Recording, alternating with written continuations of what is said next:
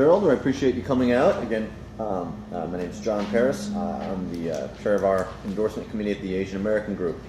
To give you a little bit of background on us, the Asian American Group has been around for about 20 years now. Mike Viswani, who's sitting in the back row, has been our president for the vast majority, if not all of that time.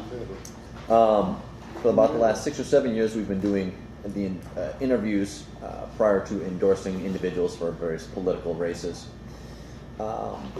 What we do in addition to doing the actual interviews and sending out our endorsements to the individuals, we also are taking out ad space in various Asian periodicals and listing all the races and all the people who we are recommending our constituents vote for. Furthermore, on October 18th, which is the first day of early voting, we'll be renting out a portion of a restaurant named Harbor Palace, which is a mile up the road here on Spring Mountain in the Chinatown complex.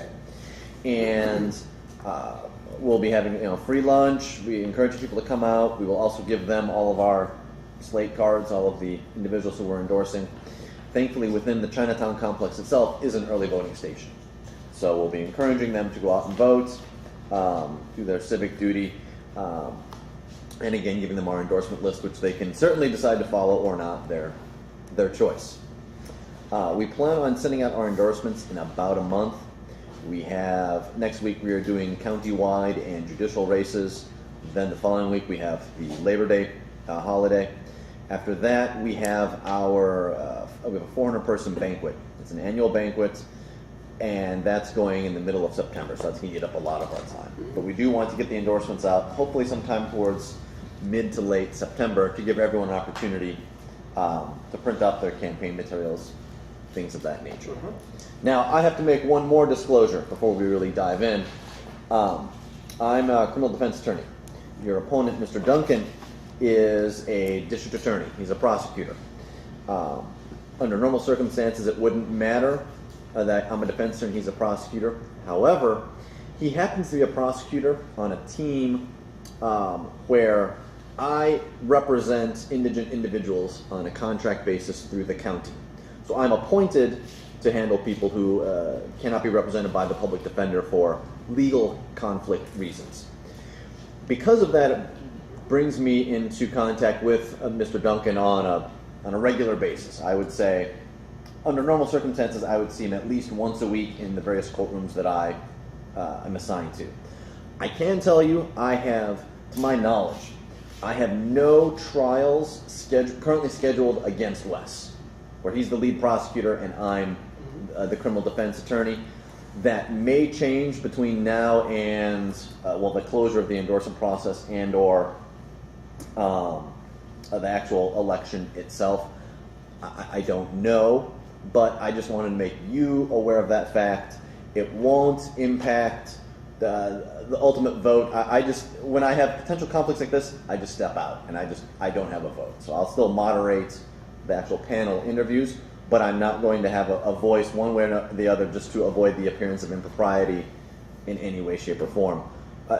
I'm sure you've encountered Wes on the campaign trail. He's not the kind of person that would do anything inappropriate just because I have a vote on a panel on one of the many groups that is sending out endorsements, but it's just easier and cleaner for me to say, I'll moderate, but I'm not going to participate in any voting, anything of that nature. I understand. So, that having been said, why have you chosen to run in this particular race at this particular time? And give us a little bit of background as to you, since I was unable to track down a lot on the internet. Okay. I'm surprised you weren't, because there's quite a lot out there if you look in the right spots. In any event, I'm an attorney by profession, as you are. I've had the issues that you have with people because early in my career in the county that I practiced in New York State, we did not have an official public defender. The public defenders were private attorneys that got assigned on a case-by-case basis, just as you are assigned when the public defender's office has some kind of an official conflict and they need to go outside. Well, our whole system worked that way, so I understand the situation. And that brings up an interesting point that I'll get to in a moment. But My background was that I'm a veteran of the Vietnam War. I went to law school. I started law school before I went into the service, and at the time they were drafting people from my home county who were older than I, and my deferment was coming to an end, so I enlisted. I went back to law school after I came out of the service, and I went to law school at the University of Wisconsin in Madison. And then after that, I went on to a graduate degree in a law school at NYU in New York City, specializing in taxation. After that, I went back to my hometown in upstate New York, put out a shingle, and I basically ran a one lawyer, one secretary private practice for 25 years. During that time, I had experience with the municipality in that I was appointed to be to the position of town attorney, which was a position that advised the town government and attended the meetings and worked on usually about one or two projects during the year. Sometimes it might be a piece of legislation, sometimes it might be a litigation, it could be anything.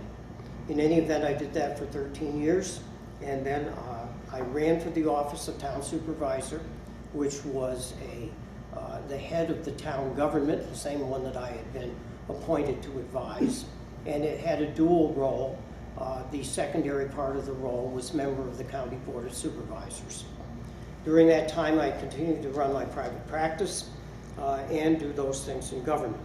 So I had 11 years on the County Board of Supervisors and as town supervisor, and after that I went to work for the county government. I retained, because they permitted me to continue to do some private work on my own, I continued to do some of that during the 6.5 years that I worked as an attorney for the county. As attorney for the county, I was assigned to the Social Services Department, so my job was essentially to prosecute's the wrong word because these weren't criminal proceedings, but it was to bring proceedings involving child abuse, child neglect, sometimes to bring cases for seeking guardianships for elderly people who had nobody to take care of them. And so the county would get involved, and it would usually be my job to bring those proceedings into court, to have the Commissioner of Social Services appointed as the official guardian for a person. Another part of the job was Medicaid recovery.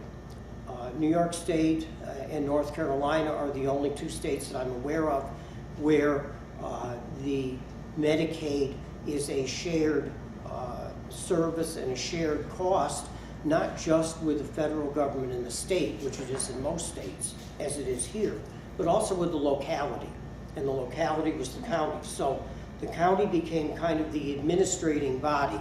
And when we had situations, usually in the circumstance of a family needing to place an elderly and infirm parent into a nursing home, there were all kinds of rules allowing some transfer of assets and not other things. And people were always seeking ways to try to transfer everything and pay nothing and let the county and the state pay it all. It was my job to go out and get it back, among other things. So my experience really crossed a wide variety of things. My private practice in New York State, attorneys handled real estate transactions. And I say at least 50% of my practice over all the years is real estate transactions. Everything to do with it, from writing title insurance, to searching titles, to conducting the closings, sometimes drafting the contracts. Many times they came out of the brokers. So it gave me a wide variety of experience. I've been interested in government over all the years, and when I moved here, I retired here from New York State government in December 2007, and I decided I was interested in my community, which is Sun City, Summerlin, and as you can see, I've served on their Legal Services Committee. We don't do legal advice, and I make that very clear. There are a lot of attorneys on it. We don't advise the board, but we do review things that are presented, sometimes get them drafted into shape to be submitted to our community attorney for consideration if we're changing bylaws or doing other things like that. We worked on the bylaws committee. We restructured our bylaws about 4 years ago. I think I met with your group 4 years ago when I ran for in what was then District 4 in a primary. I was not successful in that, so I kind of set back from those things. But I've been interested ever since. When we talk about Assembly District 37, there are certain things that have come into my consideration as to why I chose to take a shot at this. And they really do have to do with Mr. Duncan's record. I don't know him personally. I'm sure he's a nice man. He seems to be. But there are things about the record that I really take issue with, and I think they aren't good. And I tried to list them out. One of them was if you recall, the state of Arizona had they called it a religious freedoms law that found its way all the way up to the governor before somebody really got wind of what it was all going to do. And it got vetoed finally there. We never heard anything more of it. But I went looking here to see what happened here. And guess what? Mr. Duncan's name is out there as primary sponsor of it. Well, I looked at the legislation. I looked at Arizona's. I looked at what was proposed here. And I have to tell you, I'm a regular churchgoer. I don't think churches need this kind of stuff. And what it did is it elevated, and in my opinion anyway, it elevated the concept of personal bigotry into the level of protected religion. And I'm sorry, I don't think those things belong there. And I not only think that it isn't good for business in this state, and I think in this state, we do business with everybody who comes through the door, essentially. And I realize we have signs in the stores that will say, we reserve the right to reject this or that, but I recognize that it has to do with behaviors. It doesn't have to do with people's opinions or whether they like this or they don't like that. It has to do with whether they're disruptive in the business community. And I understand people have a right to say, please leave. But I think these other things were, when you build the religion test into the law, and our U.S. Constitution says don't do it, when you build these things into the law, you start creating lots of other troubles. How do you define one thing and say it's okay and another thing isn't? I think we should have just stayed out. He was a prime sponsor. I looked at that and said, I don't think that's a good thing. And I don't think it's a good thing in our community, the community I live in, Sun City, Summerlin. We're a retirement community. We have a large Jewish population. If there's ever been a population, well, I shouldn't say if there's ever been, but there have been populations in the world that have been truly discriminated against, sometimes even in our own country. We shouldn't be doing anything, in my opinion, that helps to start that stuff up again. We did a lot with civil rights to try to stop this kind of thing. We shouldn't be inching our way or diving our way back into doing that. And that's one thing Mr. Duncan stood for. Another thing he stood for, he seems, in my opinion, not to respect public education adequately. I think public education is a public responsibility of all of us. I realize I don't have children in school here. So should I have to pay school taxes? Of course. I have grandchildren. They're back in Ohio. Somebody in Ohio is getting a tax bill that supports the school system. I expect one here. When I talk to my neighbors, they expect school tax bills here, even though we live in a 55 and older community and don't have kids in school. We need to respect the public school system and recognize that it has a very important role in the development of the state and the country. Mr. Duncan liked the idea of this so-called scholarship fund of some sort to be established by casinos being able to fund scholarships for worthy students to go to this school or that school. And that idea is not bad, except when you tie it into the idea that the casino will write that money off against what they'd otherwise pay. To me, that's just robbing the public system to support the private system. I'm a product of public schools and private schools. My parents made the sacrifice to see that I go to certain private schools. Okay, it was their choice. But they did not run down to the school tax collector and say, hey, you think we could not have to pay here because we're sending our child somewhere else? No, they paid the bill. And I think we all have that responsibility. It's good for the generations. It's good to see that we have an educated group of people coming along to succeed us.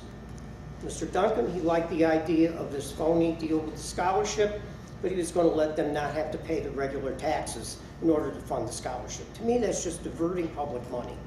It's just using another thing to divert public money. To make it worse, he supported a piece of legislation that would say, you could do this with religious schools too. Well, I went to a Catholic school. My parents paid the bill. They expected to pay the bill, and they didn't expect the public to pay it for them.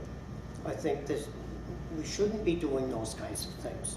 Well, Gerald, the topic of education obviously has been brought up a great deal this weekend, and it's close to many of us because we have children who are in the school system, or it's just something culturally that we believe in very strongly. Our school system is somewhere around 47th or 51st in the nation if you include Puerto Rico, and depending on the metric. What ideas do you have, perhaps more short-term, to begin shoring up the educational system in Nevada, which many people are considering to be just utterly broken at this point in time? One of my disclosure, I got to give you one too. My wife is a public school teacher. She was a public school teacher in New York State. She substitute teaches here. That having been said, one of the observations that I hear when she comes from various schools is lack of materials. Now, I'm sorry. It's totally alien to me to be looking at the TV and seeing Channel 8 sponsoring something, expecting that we should all roll out and donate pencils and other things for kids to work with at school. What else don't these kids have at school? Plenty. And you know what? They should. We always funded it in New York State.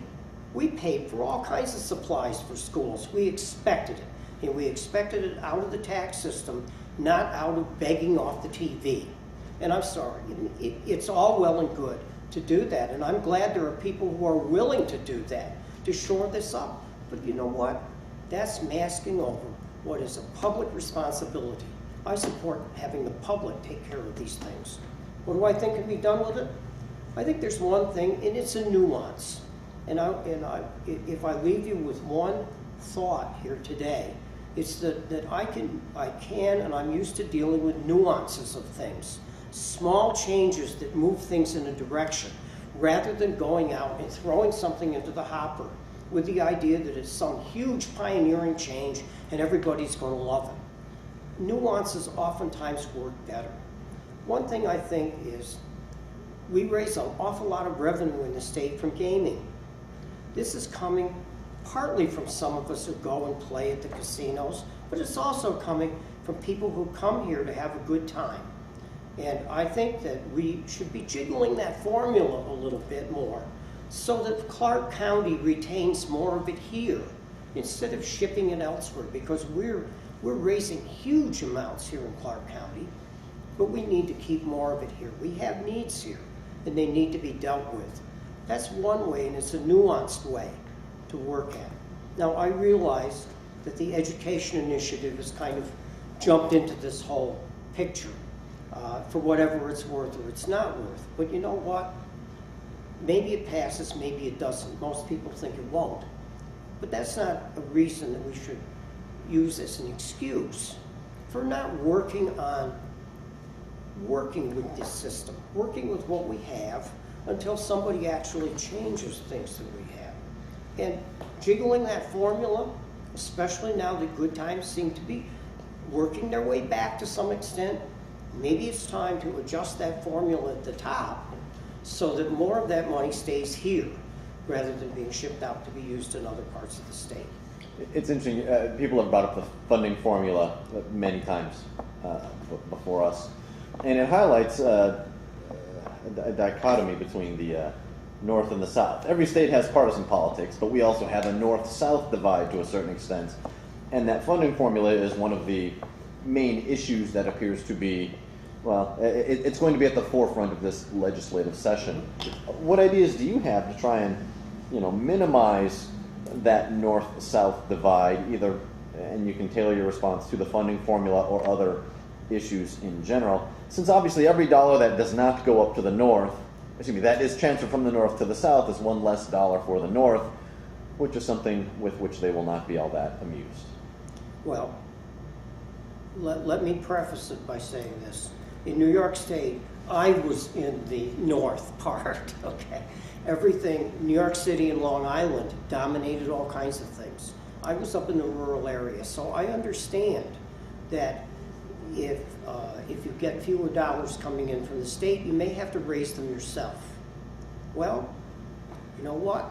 Sometimes in local government, we had to raise some of the money ourselves when we needed things. And we didn't like raising taxes any more than anybody else did. But we tried to look at what were the needs and what needed to be done. So if that formula needs to be jiggled, maybe the mining tax formula needs to be jiggled too.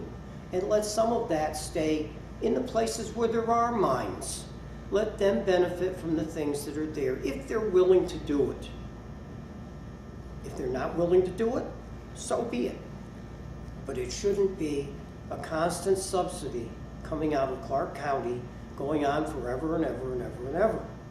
I think that but you don't do things precipitously so that all of a sudden some school up there, maybe it's a junior college or something else like that, all of a sudden they're in a disaster because you threw some huge formula change in. You need to work these things through. I know in New York, it was not uncommon that sort of a rating system was done for schools. And the rating system was based upon what your potential resources were for raising revenue. Okay? My wife taught in a school district, more rural than the one we lived in, but it had a huge asset sitting there. It was called a New York City water reservoir, and it was enormous. And the dam that held it back was enormous. The assessment on that dam alone, and the outbuildings that were with it, and all the land that was submerged because of this, that was in that school district, what it meant was that New York City, in one bill, paid like 90% of the school taxes for that school. Everybody who lived there paid the other 10%. Now it was a poor community. But the state looked at it and they said, this is a wealthy community. And you know what? They were right. Because that reservoir was worth billions. Billions. And it was paying a property tax on it. So the school was expected to tap some of that. And they did. They were very careful with it. To their credit, they were very careful and very conservative with it. They didn't just go out and say, we've got a candy machine and we're just going to pull the levers and it's going to be great and nobody will ever pay anything. They didn't do that. And that was to their credit. And I think it was wonderful to their credit. And our county benefited also in the county taxes because it was part of our county base. Not only that one, there was a second one from New York City that was in the county. Sometimes you have to be willing to use the resources that are in your locality to help support the things that you do. Not just always look to the cash cow that was further down. In New York State, it was the stock market. Let's be real. It was stock market transfers, gains that were made on that. All that was a huge, huge money machine. But and there wasn't any stock market in our rural county, but we had other things. So you have to look at this system, in my opinion, as a complete entity. Now I realize here that there's an overriding problem here that doesn't exist in most states, and that is the federal government owns a majority of the property, and that makes for a huge, huge skewing of this entire system. Well, unfortunately, it's in the U.S. enabling statutes that set up this state to begin with. It's in the state's constitution. It's in all kinds of things that undoing that is not something that's just going to happen because somebody came up with a great idea. And I know people have looked at this for 100 years here, or at least 50, with what can you do to free up more federal land and whatever, and it's been an incremental type of thing for a long, long time. And I don't think that Gerald Mackin showing up anywhere is going to make something not an incremental thing. I'm not foolish enough to think that. But I think we need to look at this picture and see what we could engineer that will work with the resources we have. and we'll fund the things that we need to do. And education is a big part of it. Supplies for those students, how do you teach them if you have to go out and every teacher has to reinvent the wheel? That's foolish. And it is very inefficient. Teachers need to, and they're being paid, in my opinion, to extract the material from the resources that are there and try to get it into the heads of guys like me when we were students. And that's what they worked at. And they were skilled at trying to get that material into our brains and into our thought processes. It wasn't for them to go out and try to pioneer whole sets of books and all kinds of other things to impart ideas. The books and stuff are already there. We need to use them. I have a question. In your community, what do you think are the resources that you can tap for these, for this specific where I live now? Yes. The resources in a community like ours is a residential community. The residential is always going to be the property tax. It's always going to be the sales tax, because that's what people who are residents are going to do. And let's be real. Nevada has built into this Constitution a prohibition against a personal income tax. That's not going away. So we might as well just put that over to the side, that the personal income tax is not available as a resource. With regard to the sales taxes, I recognize that when I hire somebody to come in and do plumbing work, there's no sales tax on it. I realize when I take my car down to have a grease job and an oil change, there's no sales tax on it. In New York, we paid sales tax on all of those things. The rate was lower, but the base was spread out. Here, the base has been constricted. It's been kept narrow. It's been kept narrow as defined by the concept of sales. And frankly, I think sometimes the interpretation of what's a sale has been insane. I remember 4 years ago, and I probably mentioned it if you remember my interview, was the Sparks Nugget case. And they were dealing with the idea of whether sales tax should be collected on comped meals. And at the time, when I read the decision, I thought, how crazy is this? Because it treated the comped meal as though it was the same thing as buying the steak over at the grocery store. Well, it wasn't. The steak is prepared, other things are put with it.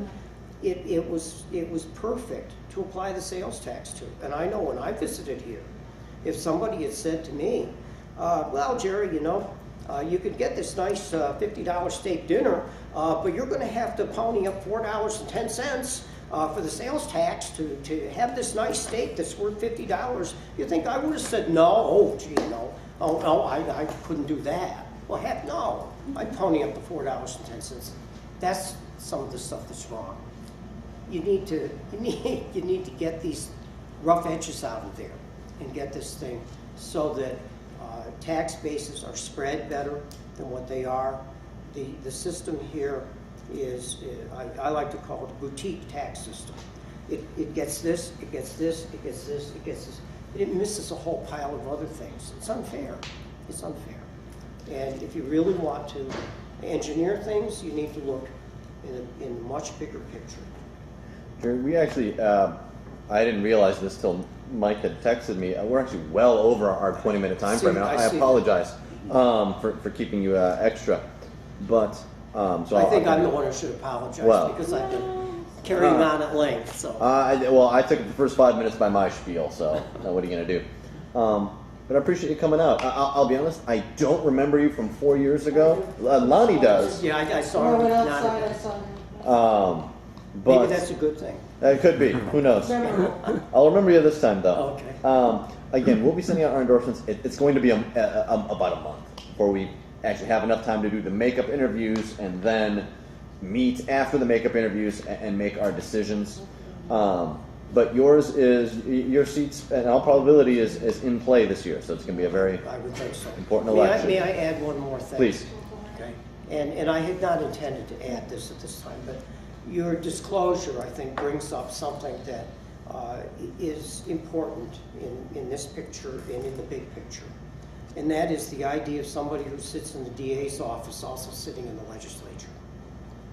I've looked around a little bit, and I've seen the provision that's in our state constitution about a prohibition against essentially being in one branch of the government and sitting in a second one. And I've also looked to see who else has this.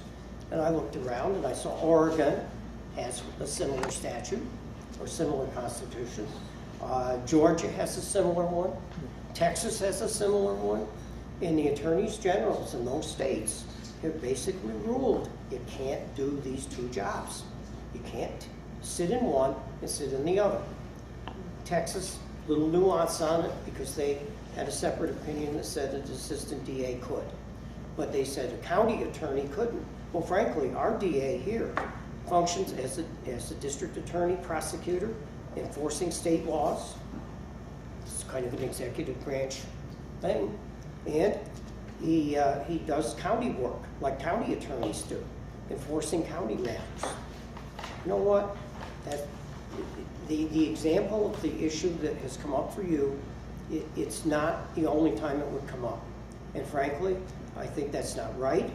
When I had part-time jobs in New York, in these governmental things, I tried to be careful that I didn't put myself in those positions where, and it has nothing to do with, when I interviewed at DRJ, they wanted to talk about who paid you the money. It has nothing to do with the money. It has to do with the power and the authority to do things that involve other people. And I think that it's really out of line. And I think Mr. Duncan, he didn't start out there. He started out as a private attorney, no problem. But when he opted at the end of the session to say, I'd like to be a DA, great, be a DA, be a good one, he probably is. But don't think you should do two things when you should. It's not right. It's not right.